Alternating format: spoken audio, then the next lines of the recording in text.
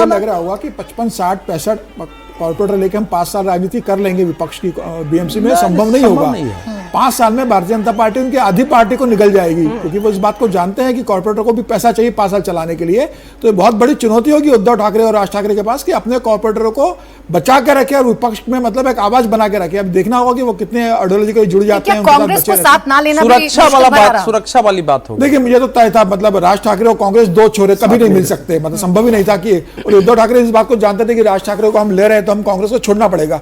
मुझे लगता है कि अगर राज ठाकरे को वो छोड़ देते और कांग्रेस को लेते तो ज्यादा बेहतर प्रदर्शन करते हैं, क्योंकि राज ठाकरे का जो वोटर है वो उद्धव ठाकरे को मराठी के नाम पे वोटर कर देता, लेकिन राज ठाकरे के आने के बाद उत्तर भारतीय और दक्षिण भारतीय जो उद्धव ठाकरे का वोटर रहा होगा वो पूरी तरीके से भारतीय जनता पार्टी के पाले में, कांग्रेस के पास या दूसरे दरों में चला गया होगा। मुस्लिम वोट भी थोड़ा बहुत कंसोलिडेट। बिल्कुल बिल्कुल, ये हो सकता था, ये जो कह रहे हैं समीर जी, ये भी हो सकता था, लेकिन अदर वे राउंड भी हो सकता था। इससे उलट भी अगर आप कांग्रेस के साथ जाते तो जितना पोलराइजेशन अभी बीजेपी के समर्थन में हुआ उससे ज्यादा हो सकता था। कि भैया ठाकरे साहब की सिंपैथी है, एक उनके लिए एक अगर उद्धव ठाकरे जाते कांग्रेस के साथ मुस्लिम वोट की उम्मीद में और गैर मराठी पॉलिटिक्स को भी साधने की कोशिश करते, हो सकता है कि बीजेपी महायुति जो है इसके पक्ष में ज्यादा पोलराइजेशन हो जाता है और उस थोड़े से 2-4% के वोट के असर से पहले तो जा चुके हैं लोकसभा में। देखिए, इस आइडियोलॉजी पर कांग्रेस के साथ गठबंधन का कोई प्रश्न नहीं था, क्योंकि कांग्रेस केवल मराठी पॉलिटिक्स उनको स्वीकारती और भाषण के बाद वही मतभेद हो जाता, प्रेस कॉन्फ्रेंस में मतभेद दिखाई देता नहीं, वो होता ही नहीं, इसलिए संभव ही नहीं है। देखिए, इस अगर ओवरऑल चुनाव परिणाम देखते हैं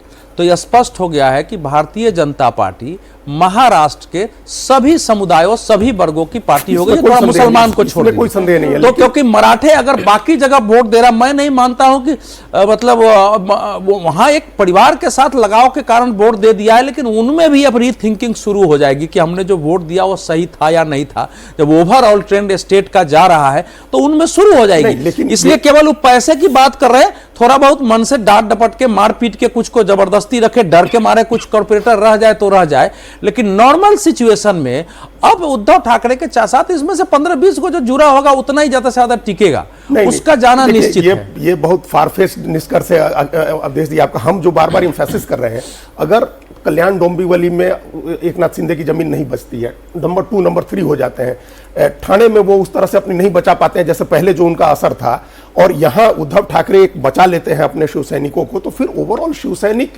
एकनाथ शिंदे को छोड़ना शुरू करेंगे। शिव सैनिक ऐसा नहीं शिवसेना खत्म हो जाएगी, वो फिर उद्धव ठाकरे की ओर लौटेंगे।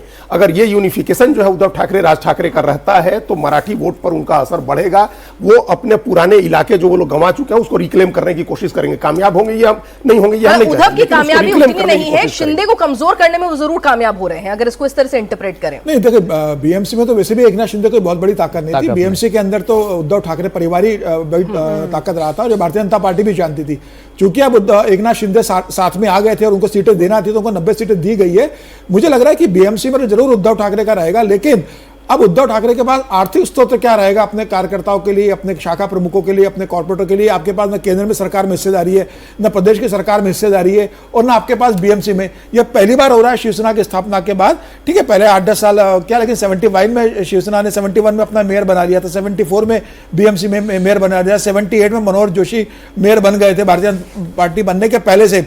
तो बीएमसी में उद्धव ठाकरे का एक मतलब शिवसेना की एक कमाई का जरिया रहा था, जिससे शिवसेना भी चलती थी, शिवसेना के कार्यकर्ता भी चलते थे, और शिवसेना की जो शाखा है उसका भी खर्चा चलता था। अब शिवसेना के पास पैसा कहां से आएगा? न प्रदेश की सरकार में आपकी कोई भूमिका है, न बीएमसी में भूमिका है, तो आपके पास खर्चे के लिए पैसा नहीं रहेगा। तो कॉर्पोरेटर को बचा के रखना 5 साल, मुझे लगता है ठाणे का जिक्र कर रहे हैं बार बार। हालांकि पार्टी ब्रेकअप तो नहीं है, लेकिन अगर बीजेपी और शिंदे की बात कर लें तो 18 सीट पर इन्होंने बढ़त बना रखी है, जबकि यूबीटी, एनसीपी और एसपी की बात करें तो ये 8 सीटों पर इन्होंने बढ़त बनाई है। अब शिंदे गुट यहां से कितनी सीटों पर आगे है, बीजेपी कितनी सीटों पर आगे है, ये ब्रेकअप आना अभी बाकी है, लेकिन फिलहाल ओवरऑल इन दोनों का जो गठबंधन है वो कह सकते हैं कि उन्होंने बढ़त बना रखी है, वो आगे चल रहे हैं। ठाणे की कुल 131 सीटों में से 18 सीटों पर बीजेपी और शिंदे एक साथ, यानी देवेंद्र फडणवीस और शिंदे आगे चल रहे हैं, जबकि अगर यूबीटी की बात कर लें तो वो 8 सीटों पर आगे चल रहे हैं।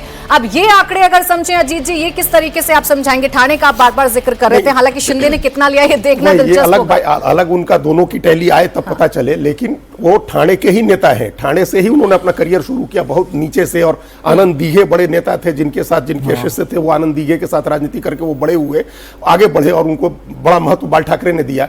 वो अगर उस ठाणे को उस तरह से नहीं बचा पाते हैं जिस तरह से उनका पहले वर्चस्व रहा है, उनकी पार्टी का एमपी है, बगल वहां कल्याण डोंबिवली से उनके बेटे एमपी हैं, अगर ये दोनों वो नहीं बचाते हैं तो बीजेपी की नजर में उनका कद तो कम होगा ना। बीजेपी में उनकी हैसियत, ऐसे भी लोकसभा चुनाव में ज्यादा सीटें जीत नहीं पाए वो, तो उनकी हैसियत कम होगी।